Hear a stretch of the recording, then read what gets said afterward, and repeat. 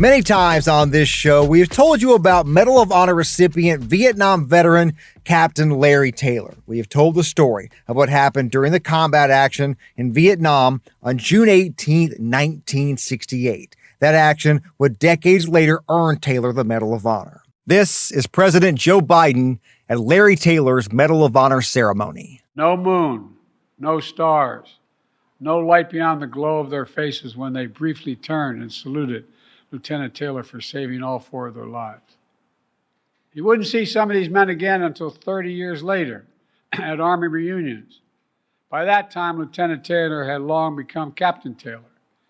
He had flown more than 2,000 combat missions, and he received a Silver Star, a Bronze Star, 2 Distinguished Flying Crosses, and 43 Air Medals. Thank God he's not putting them all on his chest. He'd have trouble standing. Incredible. No, really think about it. It's incredible. Captain Taylor was a Cobra Helicopter pilot who landed his gunship in the middle of a firefight to save the lives of 4 men who were on the ground and in serious trouble that night. Captain Taylor passed away in late January, and today there's only one man living who knows what happened inside the cockpit of that helicopter during the mission. In today's episode, we talk to that man, J.O. Ratliff. This week, Mr. Ratliff will travel to Denver to speak at a ceremony as Captain Taylor's inducted into the U.S. Army Aviation Hall of Fame. I'm going to speak briefly. They're allowed. They said 3 minutes. Boy, I could talk for probably 3 hours about the things I learned at under Larry's tutelage in the brief time that we served together in Vietnam. My name is Josh Rowe, and this is Tomorrowtown, Tennessee.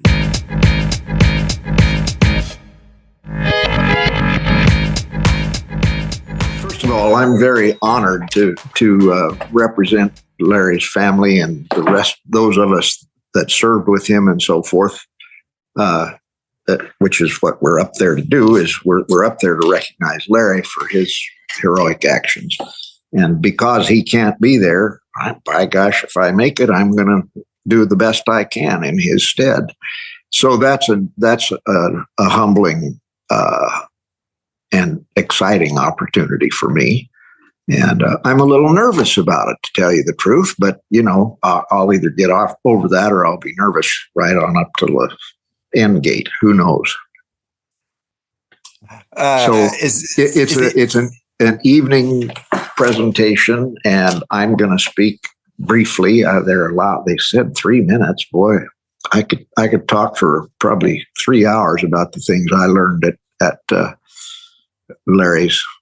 under Larry's tutelage in the brief time that we served together in Vietnam. But I'm not going to have a chance to do that. So there you go.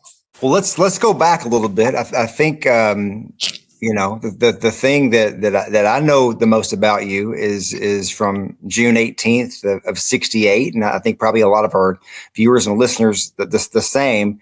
Tell us, kind of give us a little bit of the background that got you there, flying along with Captain Taylor, I guess Lieutenant Taylor at the time. During that mission.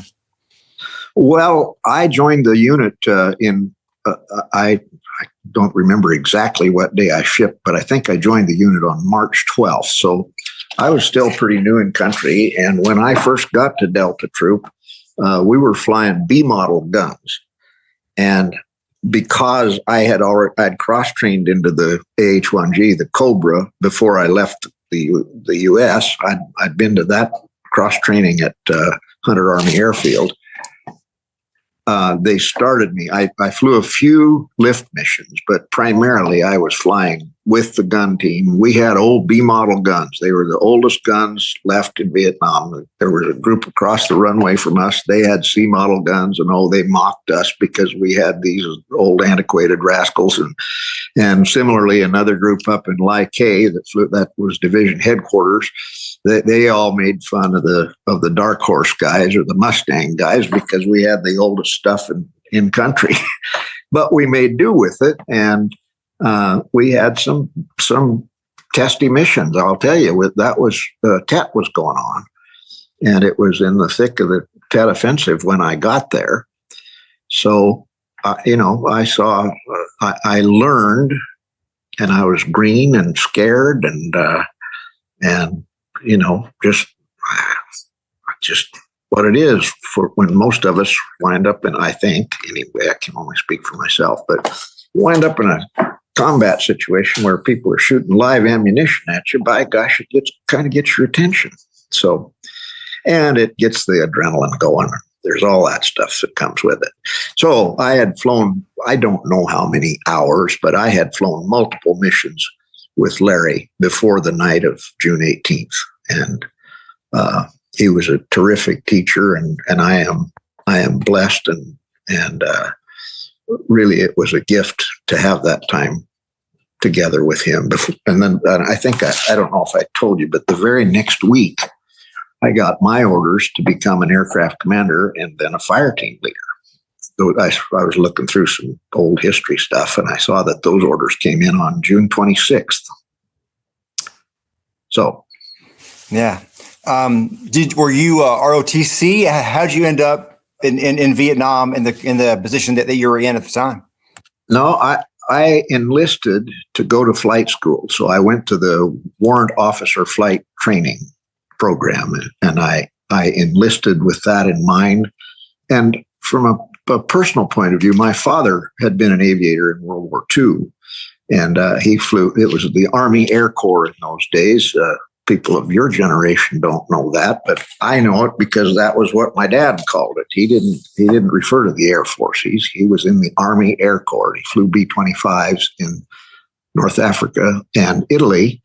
And in the course of that, he flew 51 missions. He was shot down twice, and he was injured severely enough in the second of those times that he was shot down that he had to be medevac back to the States. And sadly, in that second crash landing, he lost a crew member. In the first crash landing, he didn't lose anybody. And my father was always badly affected by that mentally. And he was wounded as well. But then I felt a personal, not a necessity, but just an urge, I guess, to kind of keep that Army aviation thing going in my family. So, and I had no clue what I might encounter when I get. Who does? It's a whole new ball game when you get into a combat theater. I can tell you that for sure.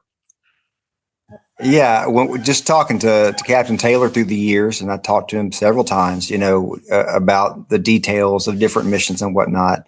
And he said it was almost a nightly basis that you were in some kind of hairy situation. It wasn't a matter of, only a few times. You were in danger a lot out there. Well, that's true. I mean, that's what the very nature of the Delta troop, the entire troop was on 24-hour standby to go to contact missions that were encountered by any part of the rest of the division. And they were armed. We had a big armored component. We had ground troops as well. So it was a pretty big operation, big area of operation. And we were the first responders anytime there was a contact anywhere in the whole division. We were the first to go, first called upon.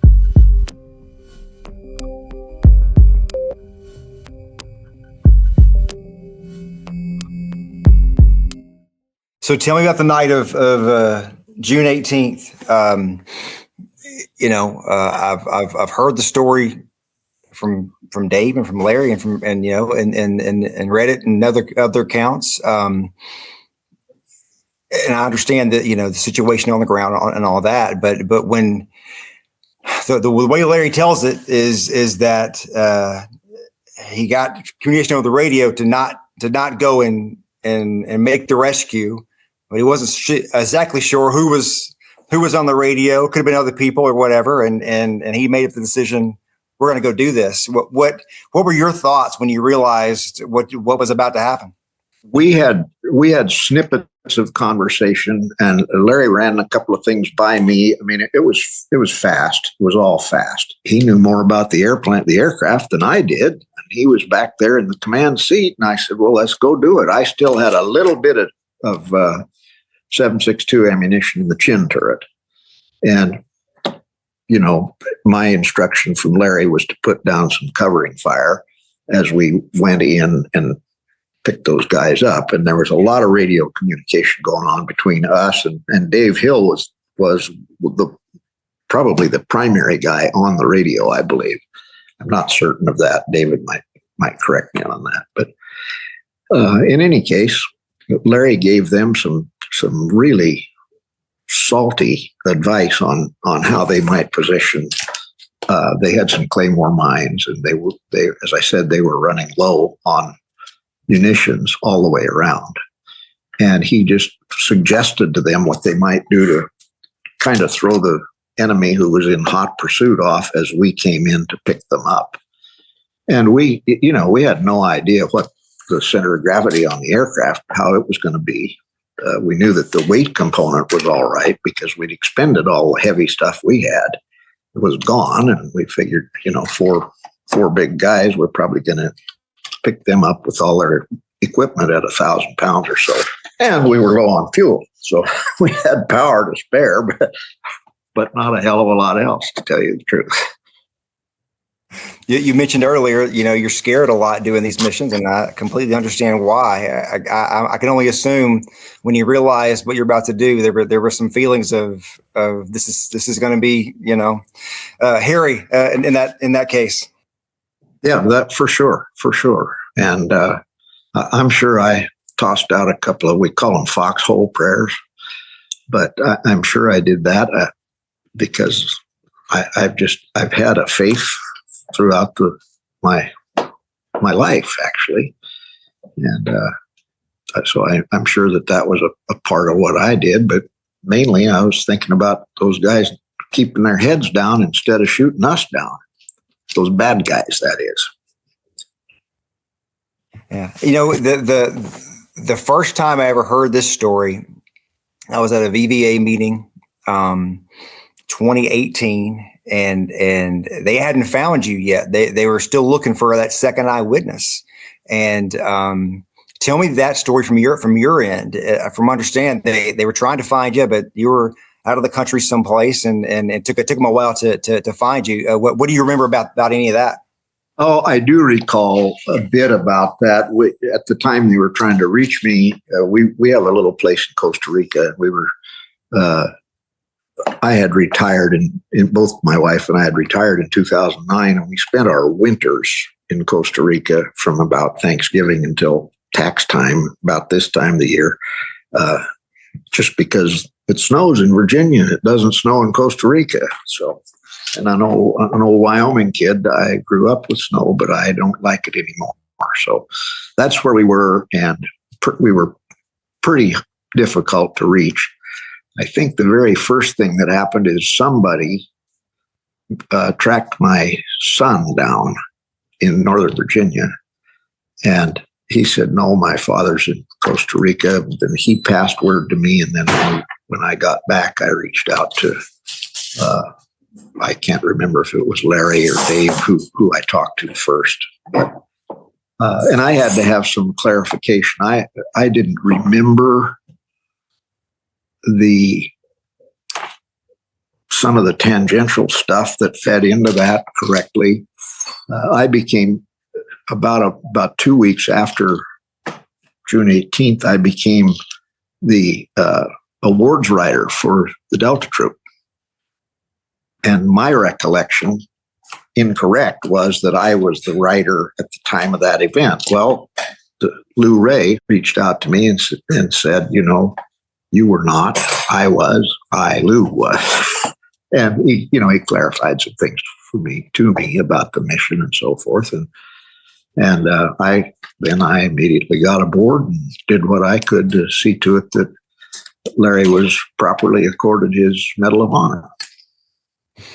The Medal of Honor is one of those things that is, it's special for anyone who's worn the uniform to see that whole process play out. Because I know there were a lot of moments where they thought it wasn't going to work out. To see that happen the way it did, and you being so close to that story, what was that experience like for you to kind of see that come to fruition? And at the same time, as we know, Larry passed away less than 6 months after the date he was awarded. It kind of came at the right time as well. It's like the success of a rain dance. It's all about the timing. And for sure, it was my family and I were honored to be there and to see that very proper award presented to Larry. And because I had had time on Capitol Hill in the interim between Vietnam and that event, I'd been at the White House a number of times, but that's kind of heady stuff, to tell you the truth, Josh. Well, you were there. You saw it, and it's not everybody that goes in and roams the halls of that very hallowed place. So, it was really, really a rewarding experience for me. It really is. You mentioned that, just you walking in the East Room and looking around and thinking about the history of that room and what's happened in that place, and you see the Secretary of Defense over here and senators over here, and it's a lot to take in at once, for sure. Yeah, absolutely. Well, I understand, and so my experience was as soon as the ceremony ended, I had to go be on TV. So I missed out on a lot of the part where they opened up the hall and let you guys kind of stay and mingle and talk and that kind of thing. What was that experience like to just reconnect with some folks that you probably fought with or people that you knew through this process of trying to get the Medal of Honor for Captain Taylor? Well, that was just really great. And there was a little core group of 5 or 6 of us who all served same old timeously, if I may, in Delta 1st to the 4th. And it was really just a terrific opportunity for us to get together. We had, in fits and starts, we had stayed in contact with one another over the years, but it was just a reunion, and it was just very special. And being able to enjoy the fruits of that reunion in the green room and the red room and the whatever that where Larry held court over in the corner. I can't remember what that room is. It's on the opposite side, opposite end of the building from the east. It's not called the West Room. I don't remember what it's called, but anyway, it was just all very nice and just a humbling but rewarding time. One of the things that sticks out to me from, and I talked to Larry many times over the years, and on camera about three, 4 times, and it seemed to me that the sicker he got, the more candid he got about Vietnam, and he told me several times. It was obvious through the stories he told what the pilots meant to him. It was one of those things that when he talked about the pilots he flew with, that was some grade A stuff for him. And can you speak to that kind of like that relationship with him, and also just the other pilots and kind of what that meant for you? It's a brotherhood, and I started out by I know that I said something about how appreciative I am for having had that time in training with Larry as I was getting my feet on combat ground, or in combat air, as it were, my fanny in combat airs. And yes, the fellowship amongst aviators is a very unique one. And I hear from some other guys who I participated in missions in support of, and it isn't necessarily just aviator. It's fellow combatants, that come from a theater like that. And it's given me some better understanding of some of the complications my father had in his life that I was familiar with. He died pretty early I was 13 when I lost my dad. And frankly, I didn't ever hear very much from him about anything he did. So it's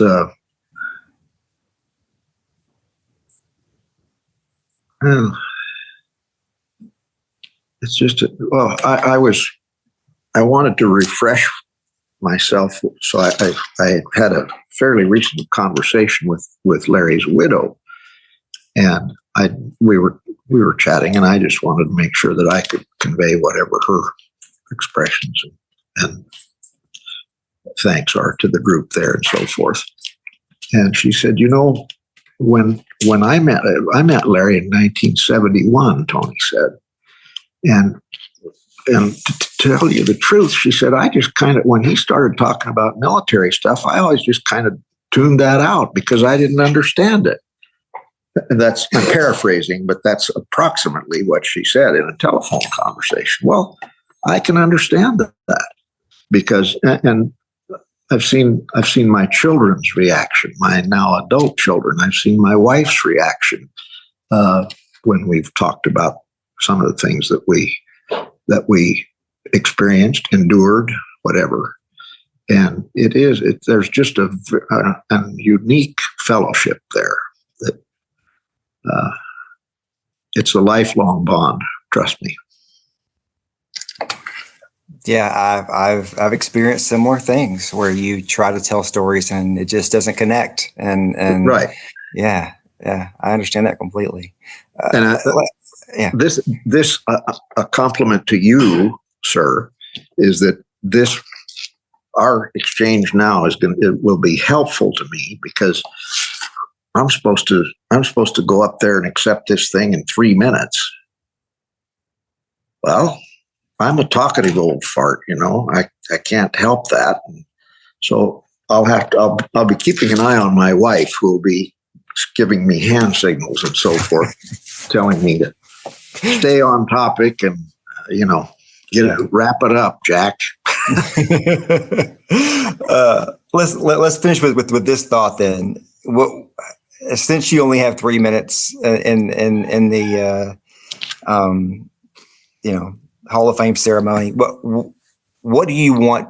What would you want people to remember about Captain Taylor? That maybe it's been said before, maybe it hasn't. But what are the things that you think is important that people remember about him?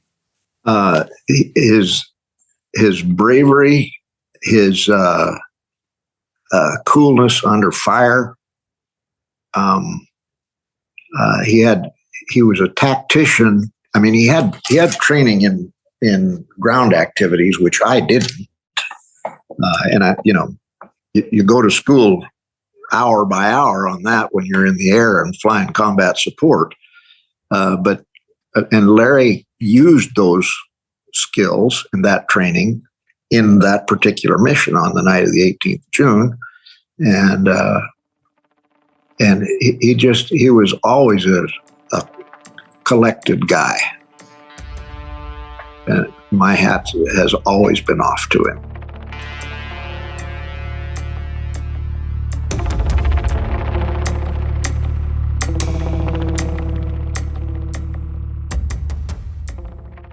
A big thank you to J.O. Ratliff, and a big thank you to you for listening to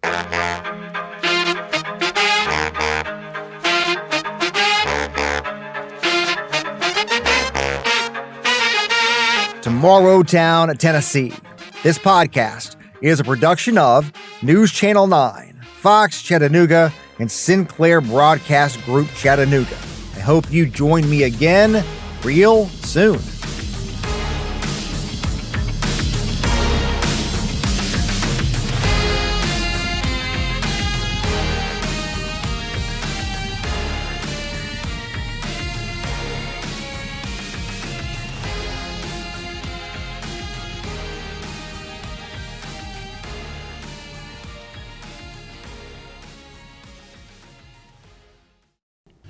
Thanks for making News Channel 9 your trusted source for local news. For updates and the latest on breaking news, hit that subscribe button and turn on notifications.